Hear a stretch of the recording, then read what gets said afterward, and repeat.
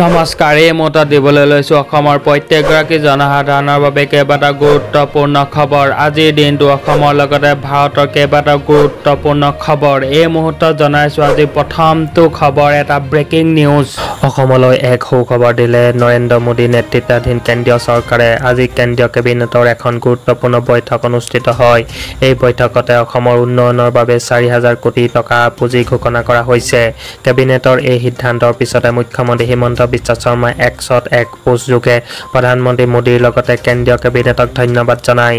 আজি বৈঠকত কেন্দ্ৰীয় কেবিনেটে অসম আৰু ত্ৰিপুৰাৰ বাবে বিশেষ উন্নয়ন পুঁজি হিচাপে 4,250 কোটি টকা প্ৰদানৰ সিদ্ধান্ত লয়। উল্লেখযোগ্য যে আলফাৰ সৈতে হোৱা চুক্তি মৰ্মে অসমৰ আন্তঃগাঁথনি উন্নয়নৰ বাবে 3,000 কোটি টকা অনুমোদন কৰা হৈছে। লগতে DNLA আৰু DPSCৰ সৈতে হোৱা চুক্তি মৰ্মে NCHACL একালৈ 500 কোটি টকা অনুমোদন কৰা হৈছে।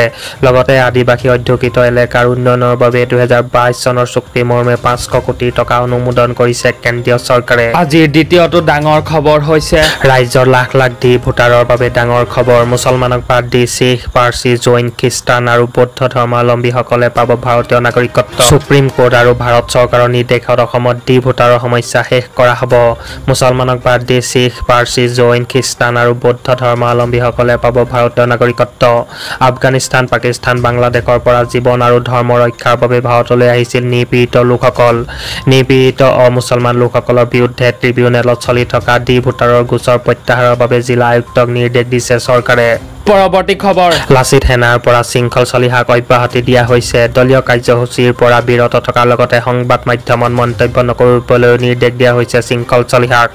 মিয়াখেদা অভিযানৰ মাজতে শৃংখল চলিহাক লৈ নিৰ্দেশনা আহিছে। সামাজিক মাধ্যম ব্যৱহাৰ কৰিব নোৱাৰিব শৃংখল চলিহাই।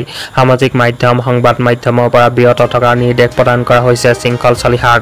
8 ছেপ্টেম্বৰলৈকে সামাজিক মাধ্যম সংবাদ মাধ্যমৰ পৰা দূৰত থাকিব লাগিব শৃংখল চলিহাই। বীৰ লাচিত সেনাৰ মুখ্য সচিব ৰন্তু পানী এই নিৰ্দেশনা। এমাহ ধৰি সংবাদ মাধ্যম তথা সামাজিক মাধ্যমৰ পৰা বিৰত থাকিব লাগিব শৃংখল চলিহাই। শৃংখল চলিহাক বিশ্ৰাম প্ৰদান কৰিলে বীৰ লাচিত সেনাই। মিয়াখেদা অভিযানৰ মাজতে শৃংখল চলিহাক লৈ আহিল এই নিৰ্দেশনা। পৰৱৰ্তী খবৰ 15 আগষ্টৰ ভিতৰত উজনি অসমৰ পৰা সকলো মিয়া যাব লাগিব। চিন্তন বৈঠক পাতি 20টাকৈ জাতীয় জনগোষ্ঠীয় দল সংগঠনৰ ঘোষণা। 15 আগষ্টৰ ভিতৰত উজনি অসম এৰিব লাগিব প্ৰতিজন সন্দেহজনক লোকে। কঠোৰ সময়সীমা ধাৰ্য কৰিলে 20টাকৈ জাতীয় জনগোষ্ঠীয় সংগঠনে। চিন্তন বৈঠকৰ পাছতে 20টা জাতীয় সংগঠনে ল'লে ডাঙৰ সিদ্ধান্ত। দল সংগঠনৰ ওপৰত আক্ৰমণ কৰা সন্দেহজনক লোকক গ্ৰেপ্তাৰ কৰিব লাগিব প্ৰশাসনে। অসমত অবৈধভাৱে থকা সকলো সন্দেহজনক লোকক বহিষ্কাৰ আৰু বিতাড়নৰ দাবী তোলে সংগঠনকেইটাই। অসম চৰকাৰ তথা প্ৰশাসনক দাবী জনালে শিৱসাগৰৰ 20টা জাতীয় জনগোষ্ঠীয় দল সংগঠনে। চৰকাৰী ভূমি, বনাঞ্চল, সত্ৰৰ মাটি বেদখল কৰা সকলক সম্পূৰ্ণৰূপে উচ্ছেদ কৰাৰ দাবী দল সংগঠনকেইটাৰ। ভোটাৰ তালিকাৰ পৰা কৰ্তন কৰিব লাগে সন্দেহজনক লোকৰ নাম। সন্দেহজনক লোকৰ পক্ষত থিয় হোৱা লোকসকলক ৰাষ্ট্ৰদ্ৰোহৰ আইনত গ্ৰেপ্তাৰ কৰিব লাগে বুলি উল্লেখ। চৰকাৰীভাৱে নটিচ পঠাই ইটা ভাটা ব্যৱসায়িক প্ৰতিষ্ঠানত কৰ্মৰতসকলক খেদি পঠোৱাৰ ব্যৱস্থা কৰিব লাগে চৰকাৰে। সন্দেহজনক লোকৰ বিৰুদ্ধে চলা অভিযানত খিলঞ্জীয়া মুছলমানে সম্পূৰ্ণ সমৰ্থন আগবঢ়াব লাগে বুলি উল্লেখ। মিয়া মানে মুছলমান নহয়, বেংগলী মানে হিন্দু নহয় বুলি উল্লেখ।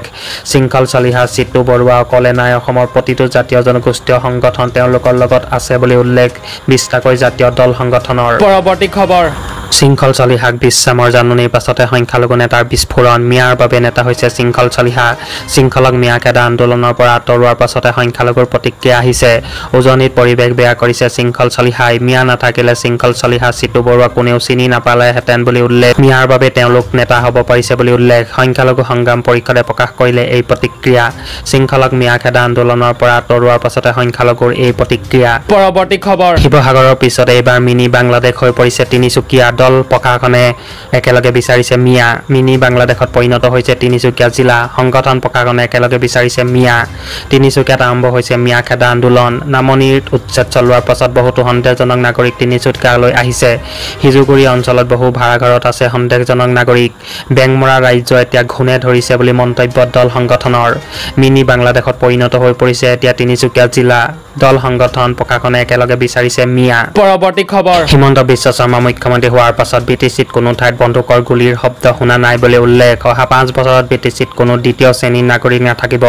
BTC নিৰ্বাচনী প্ৰচাৰৰ মাজতে এই মন্তব্য মুখ্যমন্ত্ৰী হিমন্ত বিশ্ব শৰ্মাৰ। আজি ওদালগুৰি জিলাৰ 3টা পৰিষদীয় সমষ্টিত নিৰ্বাচনী প্ৰচাৰ চলাই মুখ্যমন্ত্ৰীয়ে প্ৰথমে খৈৰাবাৰী, তাৰ পাছত ভেৰগাঁও আৰু ননৈ চেৰফাং সমষ্টিত নিৰ্বাচনী প্ৰচাৰত অংশগ্ৰহণ কৰে মুখ্যমন্ত্ৰীয়ে। পৰৱৰ্তী খবৰ আজি শ্বহীদ ন্যায়াধীশৰ সন্মুখত আছুৰ মহানগৰ জিলা সমিতিৰ প্ৰতিবাদ। ধৰ্মৰ ভিত্তিত বৈদেশিক চৰকাৰে ভাগ কৰাৰ অভিযোগ তুলি তীব্ৰ বিৰোধিতা আছুৰ সভাপতি উৎপল শৰ্মাই কয়, অসম চৰকাৰৰ নিৰ্দেশত আমি বিৰোধিতা কৰিছোঁ। এয়া কাৰ্যকৰী কৰাৰ কুচকাৱাজ। বিজেপিৰ ভোট বেংক সুৰক্ষাৰ স্বাৰ্থতে হিমন্ত বিশ্ব শৰ্মা ব্যস্ত বুলি উল্লেখ উৎপল শৰ্মাৰ। খিলঞ্জীয়াৰ সুৰক্ষাক লৈ হিমন্ত বিশ্ব শৰ্মা চিন্তিত নহয় বুলি মন্তব্য আছুৰ সভাপতিগৰাকীৰ।